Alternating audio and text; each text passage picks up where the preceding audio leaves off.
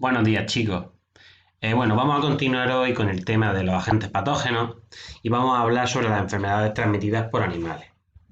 Bueno, pues hay muchos animales, sobre todo del grupo de los artrópodos, como son garrapatas, piojos, pulgas, moscas, mosquitos, que cuando pican a personas o cuando contaminan alimentos, pues son vectores de microorganismos patógenos, es decir, hacen que pasen los microorganismos de ellos a nosotros. ¿Vale? Vamos a hablar de los principales. Vosotros por lo menos quiero que os sepáis bien dos, ¿vale? De los que vamos a hablar ahora. Es menos común que pregunten sobre esto, pero quiero que sepáis bien dos. ¿Vale? Vamos a empezar con, bueno, como decimos aquí, principales enfermedades infecciosas transmitidas. Pues vamos a ver, primero la fiebre amarilla. La fiebre amarilla es transmitida por un mosquito y ese mosquito porta el virus de esta fiebre amarilla, que se trata de un tipo de virus que se conoce como flavivirus. El mosquito transporta en la saliva este, este virus y lo transmite a través de sus picaduras. En cuanto al dengue, también es un tipo de infección que se produce por un virus, el virus de dengue, que también es de la familia anterior, de los flavivirus. Este se transmite o lo transmiten las hembras infectadas de los mosquitos del género Aedes. El género es menos importante.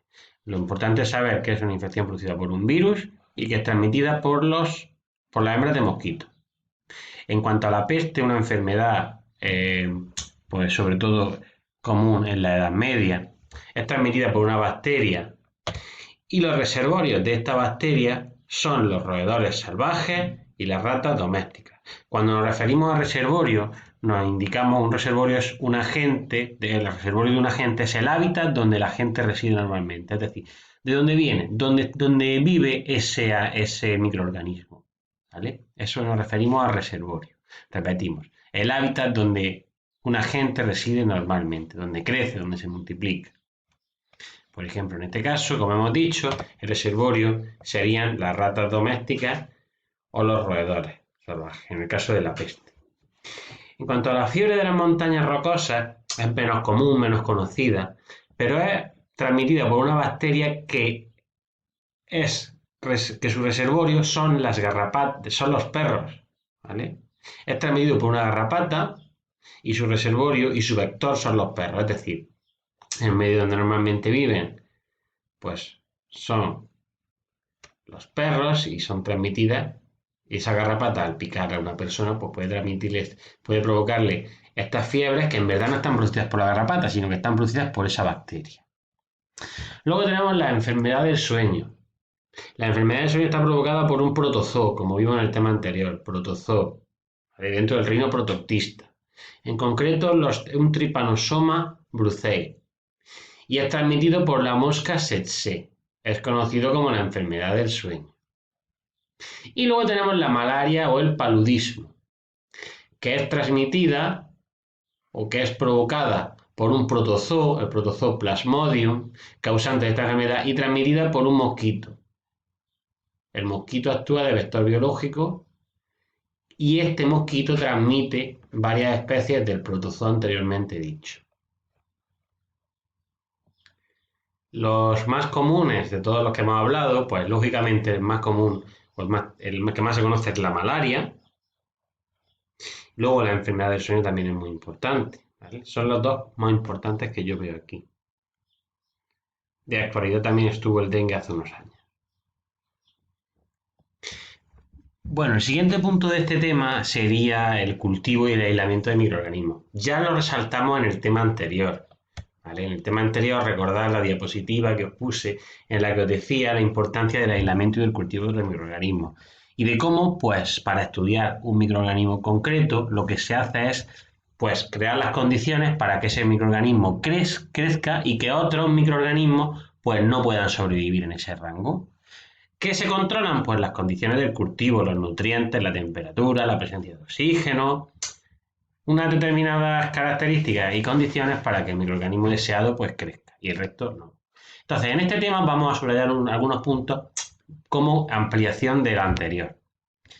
Lo primero que vamos a ver es qué es un cultivo. Pues un cultivo, pues que un cultivo es un conjunto de células microbianas, es decir, de microorganismos, que lo que van a hacer es crecer en un medio. ¿Y cómo crecen? Pues porque tienen unos nutrientes.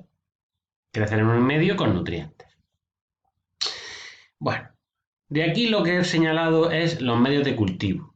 ¿Qué medios de cultivo se utilizan? ¿O qué sustancias? ¿Y con qué finalidad? Bueno, pues mira, hay medios con enriquecimiento.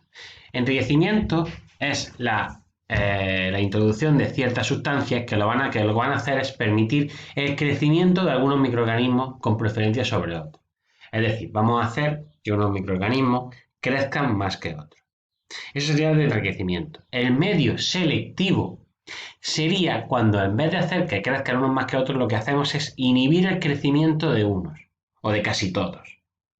Inhibimos el crecimiento de todos los microorganismos, excepto uno o unos pocos que son los que queremos estudiar.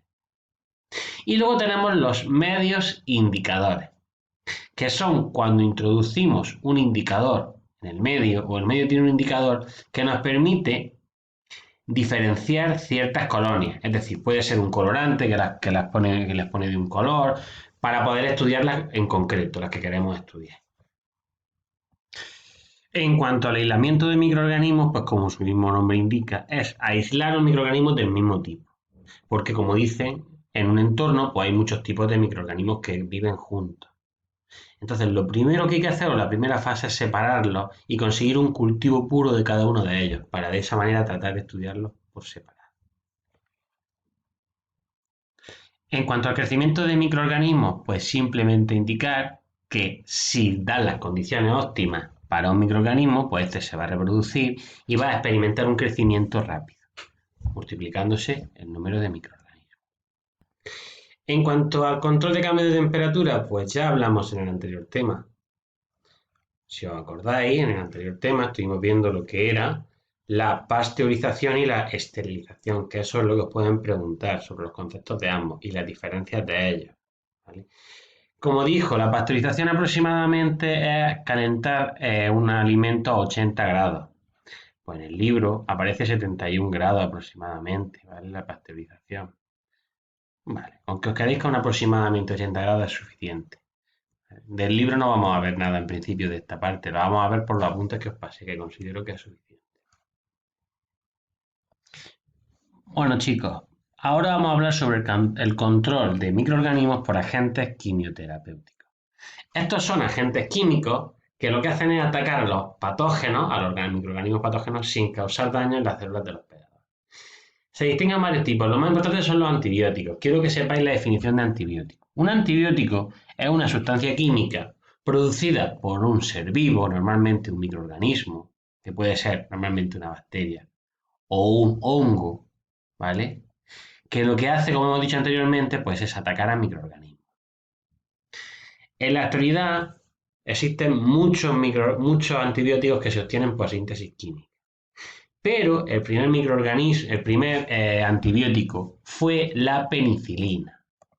La penicilina fue el primer antibiótico descubierto por Alexander Fleming y causada por un hongo, el hongo penicillium, que lo tenéis aquí. El típico hongo que os he dicho que os pueden preguntar en selectividad con la hifas tabicadas, como os dais cuenta, ¿lo veis? El hongo penicillium crea una sustancia que hace o que inhibe el crecimiento sobre todo de bacterias, ¿vale? Pues lo que hicieron fue aislar esta sustancia y descubrieron, pues, utilizaron la penicilina. Recordad que en selectividad os pueden preguntar esta imagen. Continuamos. ¿Para qué son útiles los antibióticos? Bueno, pues los antibióticos lógicamente son útiles sobre todo para tratar enfermedades producidas por bacterias. Si me he olvidado subrayar esto, también hay que subrayarlo. Por bacterias. Y también tienen efectos contra algunos hongos patógenos. ¿Qué es lo que no se va a tratar con ellos? Pues virus.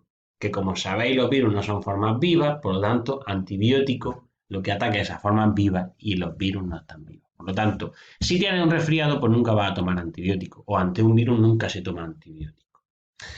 Existen unos antibióticos denominados de amplio espectro. ¿Por qué se denominan de amplio espectro? Pues porque ejercen su acción sobre mucha o sobre gran cantidad de microorganismos diferentes. Por otro lado, como os comenté también en temas anteriores, hay algunas bacterias que son resistentes a la acción de antibióticos. bien porque los inactivan o porque sus cubiertas, la cubierta que tienen exterior, son impermeables a este antibiótico y no permiten que este pase. Muchas veces la posibilidad de que sean resistentes a este antibiótico radica en sus pilis, acordaos, radica en sus, no me sale la palabra ahora, ¿cómo os acordáis cómo se llamaba? En los plásmidos, radica en un plásmido que se transmite a través de los pilis, recordad.